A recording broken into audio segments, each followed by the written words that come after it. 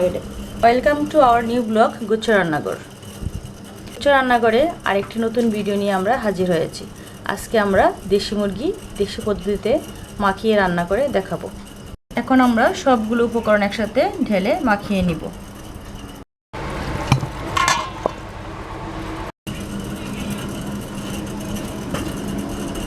এখন আমরা মশলাগুলো ঢেলে নিব।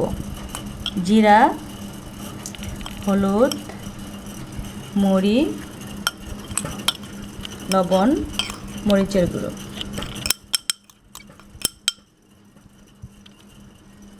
ধনিয়ার গুঁড়ো,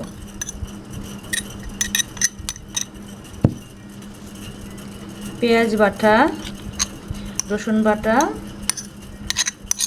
আদা বাটা, গরম মশলা তৈরি।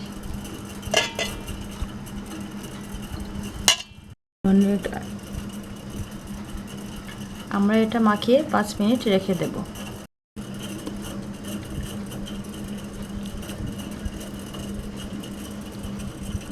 এখন আমরা এটাকে ভালো করে মাখিয়ে নিব মশলা দিয়ে।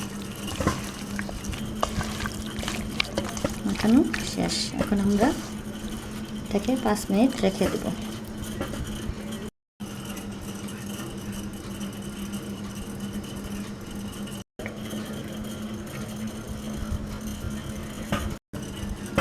ফিরে আসলাম 5 মিনিট পর। এখন আমরা কিছু পানি ঢেলে এটাকে পরিবেশনের জন্য মানে রান্নার জন্য নিয়ে যাব।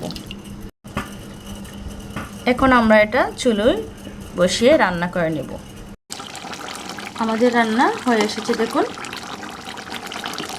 রান্নায় তেলটা যখন বেরিয়ে আসে বোঝা যায় রান্নাটা হয়ে এসেছে। এখন আমরা পরিবেশনে চলে যাব। হয়ে গেল আমাদের রান্না। আমরা আজকে খাবারটাকে রুটির সাথে শেয়ার করেছি। যারা আমার এই ভিডিও দেখছেন তাদের প্রতি আমি অনেক কৃতজ্ঞ। আপনাদের প্রতি রইল আমার শুভকামনা এবং অনেক শুভেচ্ছা।